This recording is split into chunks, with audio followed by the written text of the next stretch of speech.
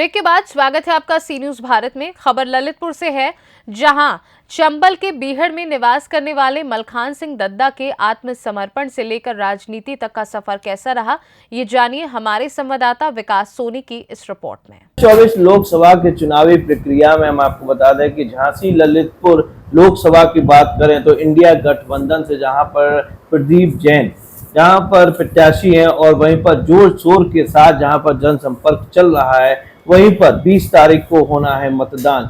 इसी के क्रम में इंडिया गठबंधन के प्रत्याशी प्रदीप जैन आदित्य जी के सपोर्ट में आए हुए हैं श्री मलखान सिंह दद्दा। इनको प्यार से दद्दा बोलते हैं। हम आपको बता दें कि यह किन्हीं कारणों की वजह से जहां पर बागी हो गए थे और वहीं पर 1982 ईस्वी में इन्होंने समर्पण किया है। हमारे साथ मौजूद है मलखान सिंह दद्दा जी। नमस्कार, हमारे चैनल में आपका स्वागत है। तो क्या कहना चाहेंगे कि आपके सबसे पहले आपसे पूछना चाहेंगे कि आप कौन सी उम्र में जहां पर आप बागी हो गए, जैसा भी बताया। असल में क्या है कि 18 साल की उम्र में हम ग्राम पंचायत के पंच चुने गए। जी जी। और पहला मिशन मेरा यही था कि ये मंदिर की जमीन जो है राम जानकी की, न तो वो सरपंच की जमीन है, न मेरी है, न गांव वालों की है। आपने जो जमीन किसानों को, वैसे लोगों को, अपने लोगों को, लफंगों को दे दी है, वो मंदिर का ताला पड़ा है, तो क्या आप भगवान को नहीं मानते? आपको ये जमीन मंदिर की वापस करवा दो। इसके बाद कोई लड़ाई है न कुछ है। इसके अलावा उनने तमाम झूठे मुकदमे शुरू कर दिए। मुझे मतलब कुल मिलाए के तानाशाही में दबाने की कोशिश की। हमने वो मंदिर का मुद्दा नहीं छोड़ा। मैंने कहा मैं जब तक जिंदा रहूंगा तब तक मैं मंदिर को कभी नहीं भूलेंगे और मैं जिंदा जीते जी इस मंदिर की जमीन वापस लौटाऊंगा और मंदिर का ताला भी खुलवाऊंगा। ऐसा ही हुआ। जब मैं तमाम झूठे मुकदमे केस लगाए, मेरा इनकाउंटर करने के लिए मुझे वो किया गया एक बार। जी जी। तो वो उससे भी हम बचे। जब मैं घर पे थे, न कोई बागी थे, न कोई हथियार था मेरे पास, न कुछ था। उनका सोर्स था कि कैसे मुझे मतलब, और जब नीचे से थानेदार से लगा के मैंने सीएम तक आवेदन दिए, किसी ने ये नहीं कहा कि वाकई में ये भगवान की जमीन है और न्याय की लड़ाई जो लड़ रहा है, तो इसमें काय के लिए आप परेशान कर रहे हैं। एक टीआई आए थे, उसने कहा जरूर हमारे थाने में पहुंचे, आईजी को बताया कि ये मैंने पूरी इंक्वायरी कर ली है, मामला ये जमीन का है, उनका कोई दोष नहीं है, जो उसको बेवजह परेशान कर रहे हैं। उसने उसको अभी सस्पेंड कर दिया। इतना सोर्स था। अच्छा अच्छा। हाँ, यहाँ हम आपको बता दें कि दद्दा जी का जहाँ पर ग्राम भिलाव के रहने वाले हैं, जो कि भिंड जिले के अंतर्गत आता है। दद्दा, जब आपके कितने केस लदे हुए थे, तो इन केस के बारे में क्या कहेंगे? वास्तव में क्या आपके द्वारा केस में क्या हुआ कि केस में ऐसा होता है, मैं आपको बताएं, कोई भी आदमी, कोई गैंग का दल हो, चाहे लोकल लोग हो, अगर रात के कोई डकैती डालता है और मलखान सिंह दद्दा की जय हो, केस कायम हो गया। पुलिस वालों को अगर इतना आज वो होता तो जी चम्बल काय के लिए, चम्बल पे कितने लोग हजारों मारे गए और हजारों ने समर्पण किया। तो ये मामला केस ऐसे चले जाओ। हमारी शनाख्त होती थी, जब जज बैठक थे शनाख्त में, जी जी जी, तब जो शनाख्त वाले आते थे जी, तो उनका क्या, आप मलखान सिंह की शनाख्त करिए। तो जज साहब से वो कहते थे कि साहब मलखान सिंह ने मेरे यहाँ कुछ किया ही नहीं, आप काहे के लिए, तो आप किसके लिए आए?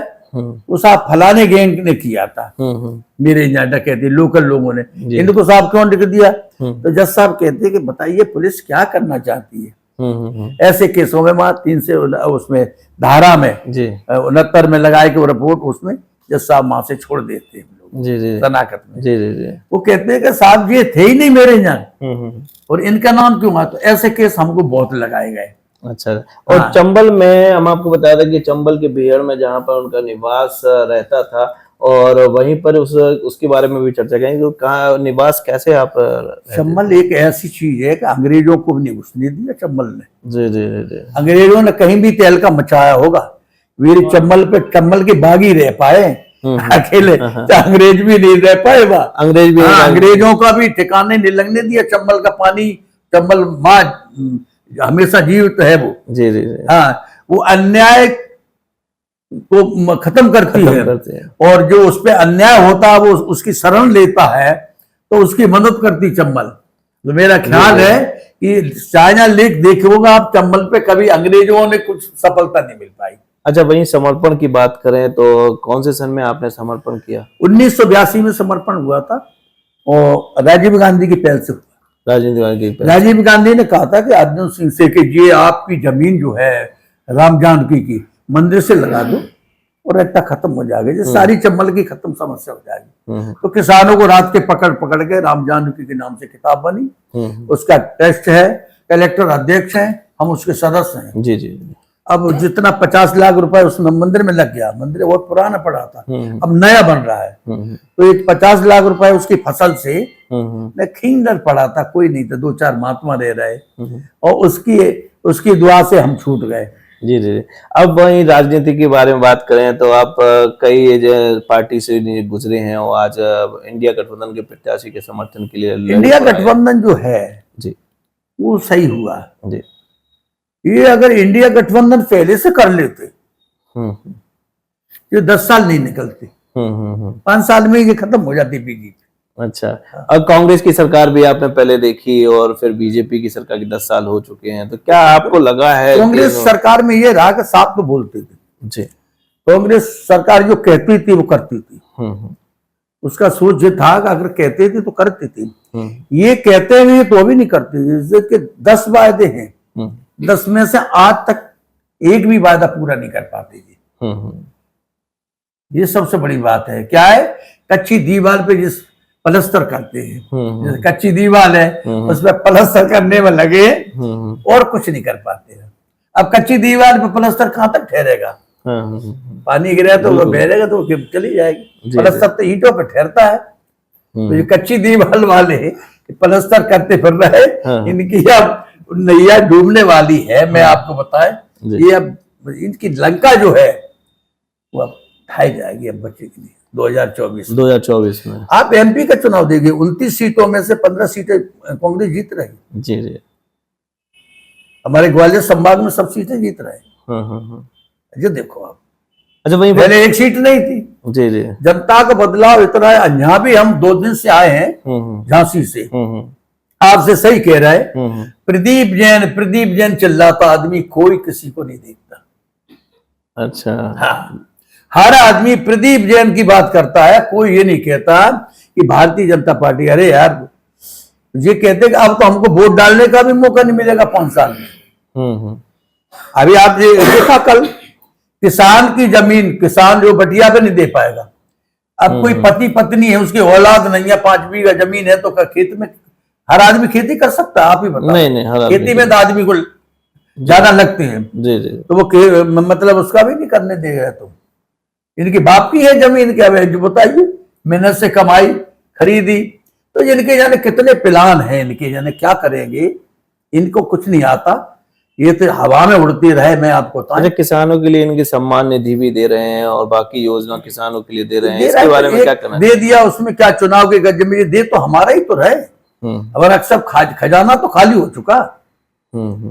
बीजेपी का खजाना, बीजेपी के नेता सांसद मतलब विधायकों का खजाना खाली नहीं है। उनकी बराबर फैक्ट्री चल रही। उनके न नोटबंदी से कोई परेशानी हुई, न कोरोना काल में कुछ हुआ। तमाम लोगों की किडनी निकाल निकाल के बिचवाई गई। ये बड़े अपराधी हैं। अगर अब मुझे 25 केस लगे होते, बड़े बड़े धारा के केस लगे होते और मैं पार्लियामेंट का सदस्य होते, सांसद होते, तो मलखान सिंह दद्दा को कोई नहीं कहता डाकू।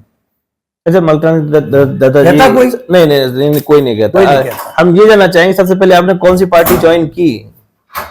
पार्टी भाई कांग्रेस पार्टी है। अच्छा, कांग्रेस पार्टी। आपने सबसे पहले जब 1982 में पार्टी विधि से हमने ज्वाइन की जी। उसमें कमलनाथ जी मुख्यमंत्री थे जी जी। मैं की भोपाल में सारा मीडिया था, अब जैसा पूरा उससे हुआ। तो मैंने देख लिया कि बीजेपी अब ये देश को डुबाएगी और अब उसमें समझ चुके हैं कि अब ये देश बच नहीं पाएगा। अगर बीजेपी रहेगी तो ये होटलों में अब प्लेट लेके खाना खाना पड़ेगा, निश्चित कुछ नहीं छोड़ेगा। ये इतना नियम बनाते चले जा रहे हैं संविधान को खत्म करना, फलाने खत्म करना, तो काय पे आप किसान की व्यवस्था देखो, महिलाओं की व्यवस्था देखो, गरीबों की व्यवस्था देखो। आप कितना पैसा मुआवजा उनने आप माफ कर दिया है।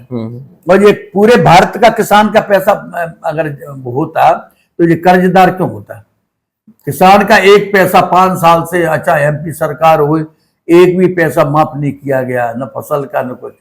उनका जो अनाज है वो सस्ता बेचे, वो उसको भी बेनिफिट नहीं मिलता। तो ये सब किसान के ऊपर हावी है और इनका कुछ नहीं है, ना नोटबंदी हुई न कुछ है, बेईमानी के काम कर रहे हैं। अब मैं आपको बताएं, ईपी हमने प्रदर्शन देखा है, ईपी की हवा सबसे बहुत अच्छी है, गठबंधन बहुत अच्छी। अच्छा, समाजवादी भी पार्टी सीटें बहुत लेगी, कांग्रेस भी बहुत लेगी। अब इनने सोच लिया, जैसे हमारा दल था, मेरे दल में सारे कौम के लोग, चाहे ब्राह्मण हो, चाहे ठाकुर हो, चाहे मल्ला हो, चाहे केवट कोई हो, हमारी तो फौज है। अच्छा भाई, इनका कहना है कि अगली इस बार 400 पार, क्या कहना चाहेंगे? काय का लोकसभा के चुनाव में 400 पार इन्होंने एक नारा है कि अगली इस बार 400 पार। ये उनका कहना तो कुछ भी है, वो तो कुछ भी कह सकते हैं, उनके कहने से कुछ नहीं होगा। मैं आपको आप जनता की रुझान तो देखो, जनता की रुझान कहाँ जा रही है। एक दिन वो था कि मतलब ईपी में कुछ नहीं था, एमपी में नहीं था, आज बड़े उत्साह से लोगों ने मतदान किया, फैसला कुछ भी हुए, पहले वोट डाला लोगों ने और दमंगी से डाला। और यहां भी मैं आपको बता रहा, प्रदीप जैन बहुत बड़े वोटों से जीते, बम्पर वोटों से जीते। क्या उनकी शिकायत जब मिलती कि प्रदीप जैन स्कूटर पे जा रहे हैं, अगर कहीं खड़े हो जाए तो जनता से मिलते हैं, और जो वो पूंजीपति हैं वो फिर चुनाव के बाद ताला बंद कर देते, फिर कोई नहीं मिल पाता। प्रदीप का कई रोड पे खड़े मिल जाते और कई के संग चल देते हैं। तो ऐसे नेता को चुनना चाहिए। तो आपके हिसाब से कैसे? अब अच्छा, आप बात करें प्रधानमंत्री की, 10 साल जहाँ पर मोदी जी के गुजर चुके हैं, तो प्रॉपर प्रधानमंत्री की मैं प्रधानमंत्री के लिए नहीं आए थे, न उनके लिए आए, न कहा कि मैं कांग्रेस पार्टी का प्रचार करने आए हैं। मैं कांग्रेस पार्टी का कैंडिडेट जीतेगा, प्रधानमंत्री संगठन में, गठबंधन में जो कुछ होगा सो होगा। कल प्रधानमंत्री 2024 में हालत खराब होगी, विपक्ष भारी बहुमत से बढ़ रहा है और विपक्ष बहुत बड़ा काम करेगा। पहले मतलब कोई आदमी हाई सेकेंडरी में फेल हो जाता तो 12 पास कर लेता है, और हम तो डायरेक्ट एमए तक पहुंच गए चंबल पे। पूरी डिग्री जो थी लास्ट में जो सब 8 10 सब छोड़ दी, कोई जरूरत नहीं 10 की इंटरव्यू देगी। मैं तो डायरेक्ट एमए तक पहुंची। पहले कठिनाई आई 11 में मुठभेड़ में, और मुठभेड़ में हमें नहीं आई, उनको भी आई। जब हमने समझेगा अब इससे ऐसा होगा, मैंने पैतरा बदल दिया दूसरा, तो मैं सफल ही होते रहे। 82 से 82 तक सफल रहे, एक भी आदमी नहीं मरा, एक भी मुठभेड़ में आपसे यकीन दे रहा, एक भी मेरे किसी को छर्रा नहीं लगा। 100 200 से आदमी रहे मेरे पास। अच्छा, अभी तक अभी कोई से केस आपके ऊपर चल रहा है? आप देखिए, आप देश की हालत बताइए। ये फौज जो है, पूरे हमारे देश की जो फौज है, ये हमारी रक्षा करने वाली चीज है, उसको भी तुम खत्म कर रहे हैं। आप 4 साल की नौकरी में क्या कर पाएगा? 4 साल की नौकरी तुम किसी को दे रहे, एक रंगरूट क्या कर पाएगा? 2 साल तो उसमें ट्रेनिंग होती, और 2 साल के 4 साल के बाद उसको घर भेज देंगे, फिर आप कहेंगे कि बुलाएंगे, वो बंदूक चलाना भूल जाएगा। कम से कम एक सिपाही को 10 साल होना चाहिए मजबूर। कारगिल युद्ध में यदि 10 साल के सिपाही को लगाते तो ये मारे नहीं जाते। कैप्टन बने, इंग्लिश बोलते थे, इंग्लिश से पढ़े हुए, उनको क्या ज्ञान था AK-47 का? AK-47 तो दे दी। अब हमको तो आज भी इतनी उम्र में ज्ञान है AK-47 को, आज भी हम खेल कर देंगे, आज भी हमारे उसमें हथौड़ी है कि हमको कैसे बचना है। उनने कारगिल में सब पढ़े लिखे लगा दिए, नए उनने जाने के पढ़े लिखे, बड़े इंग्लिश का काम थोड़े बोले के सामने, ये वकील थोड़े, वहां तो इंग्लिश थोड़ी चलती, वहां तो दम बंदूक, दिल दिमाग की जरूरत है। दिल होना चाहिए और दिमाग भी होना चाहिए, दो की चीज की जरूरत है। मैं इंग्लिश की जरूरत थोड़े, तुम क्या बोल रहे हैं गोली के सामने। सारे कारगिल में नए जवान मारे गए। मानसिंह सूबेदार को देखेंगे आप, एशिया के माने हुए धावक, हाँ एशिया की एशिया का जो आदमी मिलिट्री में एशिया का माना हुआ धावक, और उसको कईयों मेडल मिले हुए हैं। जब 1 बीघा जमीन का मसला आया तो थानेदार के सामने उनने पूरे मेडल सामने दिखा दिए, तो उनके मेडल को थानेदार ने वहां फेंक दिया। है ये देश के कानून।